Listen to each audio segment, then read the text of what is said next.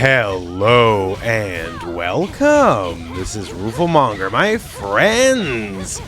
Today we're going to talk about Avatar Legends, the fighting game, and some talk that the game might be a little bit too difficult for some of the casual audience that's out there. And to be sure, this is a big year for the casual audience in fighting games. This year for fighting games is going to be the best year for casual fighting game fans, well, frankly, in years. Because we have Avatar Legends, the fighting game coming out, which is great. But we also have Marvel Tokon, right? Avatar and Tokon, those are primed for the casual audience. You know, everyone loves Avatar, everyone loves Marvel, right? And now we got two big fighting games coming out for both. And specifically in the context of Avatar, you know, Last Airbender, it's been a hot minute. Korra obviously not as big as Last Airbender, but Avatar, the brand, still has huge pull. Like a little whiles back, there was the Avatar Last Airbender Magic the Gathering set, and it became the third highest selling set of all of Magic history. So I'm trying to say our boy Aang still has a lot of pull with the general public, right? And there's the movie technically coming out. Well, you know, the movie leaked a long time ago, whatever, right? And we have the all new show coming up as well. So, you know, there's a lot of Avatar still going stuff. There's a lot of positivity going into the game. And now we had the closed beta, which just came out. And this is the first real time that a lot of people have gotten to play the game, because closed beta, all you had to do was pre-order to be able to play. All the other betas were very, very limited in the amount of players that actually got in. And now everyone gets a chance to play, you know, as long as you pony up. And there's a bit of a wall that's been hit because, again, a lot of, you know, non-traditional fighting game players, a more casual audience are playing the game. And one of the big things is, this game's sort of difficult. Spawning clips like this, where you see Katara just sort of putting the boots to a poor newer player. Now, for full information, this Katara player is one of the game balance testers. So they certainly know what's up, right? You know, crazy combos, devastating mix-ups, and basically, you know, like, very quick sequence into death. And, you know, for a new player, that can be very disheartening. But then again, you know, it's very much the fighting game experience. If someone is a lot better than you, you are gonna get the boots put to you. Like, in no uncertain terms. And unlike, you know, a MOBA or another game, you know, Overwatch or whatever, you got no teammates to blame. You only got yourself, right? And that's always sort of the struggle of the matter, that you just kind of got to take your lumps. And, you know, for the more casual audience that might be trying the game for the first time, either here or, say, in the upcoming Marvel Tokon Fighting Souls, it can bring up a lot of negative feelings and negative experiences, and there's been a lot of discussion on this exact topic. Some of the discussion, you know, treated with the usual FGC nuance, let's put it that way. Like, it's going to be what it's going to be, and there's certainly validity to this as well. Like, you gotta put your time in. That's part of the fun of a fighting game. Putting your time into the lab is part of the experience. Like, it is part of the contract you're signing to play the game. You are expected to learn and get good, unless you're purely here only for like a single player experience. Just like your favorite martial arts movie, you gotta put in your own personal training arc. There is arguments that fighting games are unique, that it's the only game where you have to go into practice mode. Other games you just get better by playing the game, which I don't know if I fully agree with that. Like, I used to play a lot of League of Legends back in the day, right? And I certainly played a lot of the game to get better, but to get better, I also went to other sites. You know, sites that show me builds, sites that show me, you know, which characters are good matchups against other characters, and a lot of the logic. I had to do a lot of out-of-game learning to actually get good at League of Legends back in the day. You could argue I spent a lot of time in-game, but I spent a lot of time out of the game learning how to get good at the game, which is effectively a practice mode in and of itself, but there you go. Now, a lot of this discussion beyond that initial clip came from this specific tweet. I'm not going to hold you. The game is making me mad because the combos are too hard compared to fighting games I actually play. Tekken and Street Fighter 6 are not as hard as this when it comes to combo. It's effed up. Not that I can't learn it, but I like thinking about situations and my opponent rather than worrying about my combos dropping.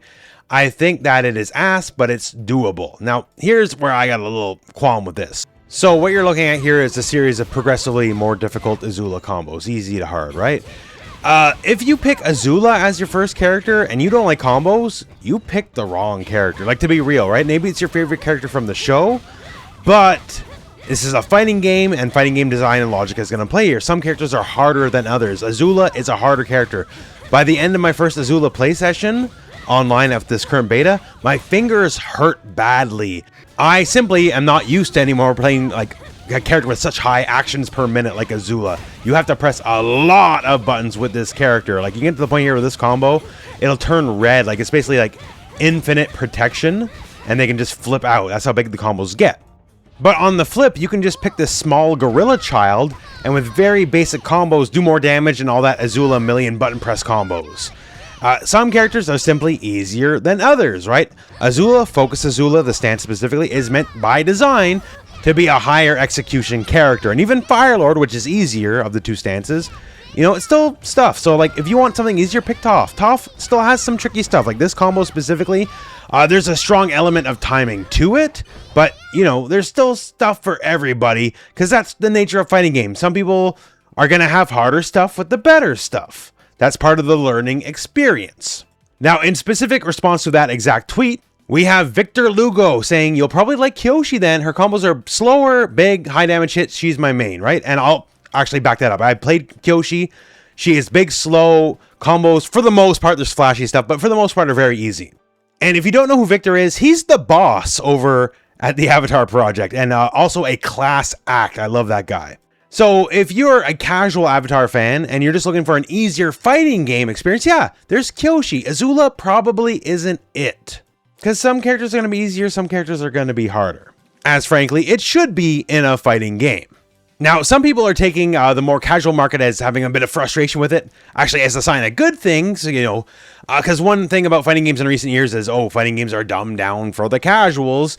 Whatever your opinion is on an Avatar, you can rest assured this game is not dumbed down for the casuals. It is fast, it is mechanically very in-depth. For specific characters like Azula, you will be pressing buttons as fast as like the old Marvel Versus games, right? Like there's some stuff here. It is a game with casual appeal, absolutely, but is not dumbed down for the casuals. This is a fighting game's fighting game.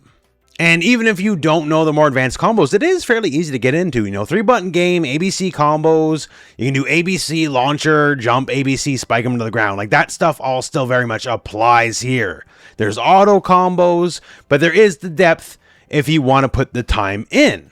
And of course, going back to the original tweet here with the big fancy Katara combos, you know, going into ranked and getting hit with the big combo can be an issue. Although I think it's heavily exacerbated by the fact that in this closed beta, there's no real matchmaking. You just go in the match and you're matched up against whoever.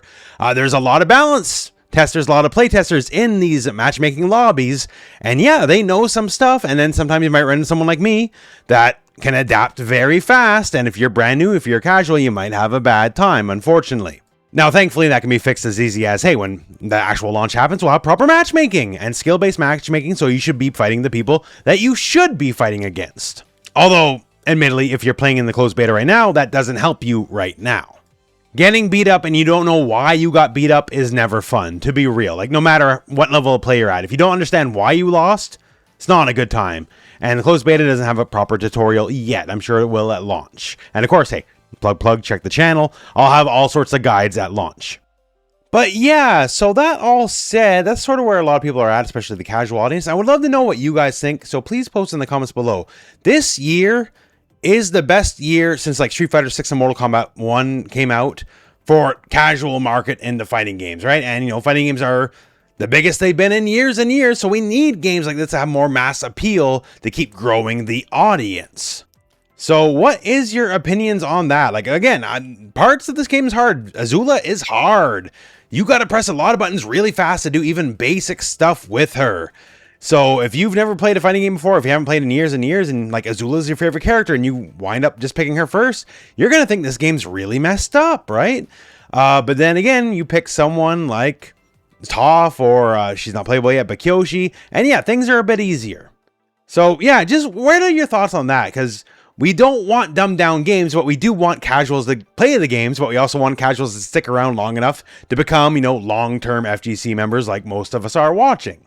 A complex issue maybe, but yeah, please post your thoughts in the comments below. But otherwise, my friends, that's it for me and that's it for the video. So thank you very much for watching. Hope this video has found you well, and go out and play some Avatar.